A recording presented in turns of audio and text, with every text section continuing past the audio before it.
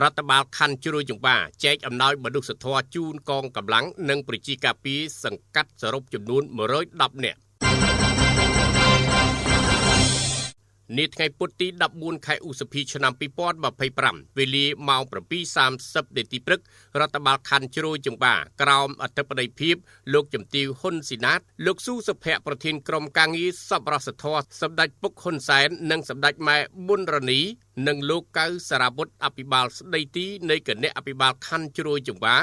បានចូលរួមចែកអំណោយមនុស្សធម៌ជូនកងកម្លាំងនិងប្រជាការពារសង្កាត់ស្ថិតនៅភោជនីយដ្ឋានបឹងឈូកសន្តិភាពស្ពានទី4ខណ្ឌជ្រោយចង្វារាជធានីភ្នំពេញលោកជំទាវហ៊ុនស៊ីណាតបានមានប្រសាសន៍ថាកាយវិការដ៏ប្រពៃនេះពេលនេះគឺជាកាយវិការយកចិត្តទុកដាក់ចំពោះកងកម្លាំងនិងប្រជាការពារពិសេសអ្នកមានជីវភាពខ្វះខាតពិតប្រាកដដែលបានលះបង់កម្លាំងកាយចិត្តមិនថាថ្ងៃឬយប់ទោះអាកាសធាតុបែបណាស្ថានភាពបែបណា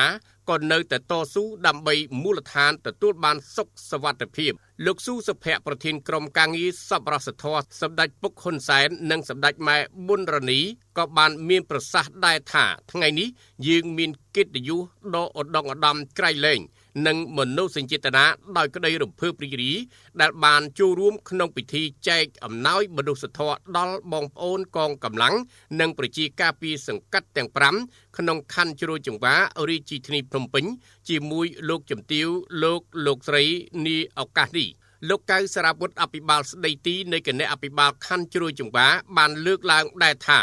ក្រោមគំនិតផ្ដួចផ្ដើមនិងទឹកចិត្តមិនអាចកាត់ថ្លៃបានរបស់លោកជំទាវហ៊ុនស៊ីណាតនាឱកាសព្រឹកនេះបានចែកអំណោយមនុស្សធម៌ដល់មន្ត្រីនគរបាលមកពីសង្កាត់ទាំង5ចំនួន15នាក់មន្ត្រីកងរាជអាវុធហត្ថខណ្ឌចំនួន15នាក់ប្រជាការពារមកពីសង្កាត់ទាំង5ចំនួន80នាក់សរុបចំនួន110នាក់ដោយម្នាក់ទទួលបានអង្ករ25គីឡូក្រាមត្រីខ1យួរទឹកស៊ីអ៊ីវ1យួរមីជាតិ1កេសនិងថវិកា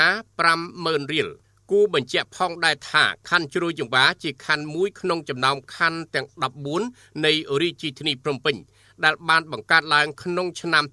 2013និងមានព្រំប្រទល់ខាងលិចទល់នឹងខណ្ឌដូនពេញខណ្ឌឫស្សីកែវនិងខណ្ឌព្រៃភ្នៅខណ្ឌដោយទន្លេសាបខាងកើតទល់នឹងស្រុកសាច់កណ្ដាលក្រុងអរិយស័ព្ទខេត្តកណ្ដាលខណ្ឌដោយទន្លេមេគង្គខាងជើងទល់នឹងស្រុកមុខកំពូលខេត្តកណ្ដាលខណ្ឌដោយស្ពានទី12នៃផ្លូវជាតិលេខ6ខាងត្បូងទល់នឹងខណ្ឌដូនពេញខណ្ឌដោយទន្លេ4មុខនិងទន្លេសាប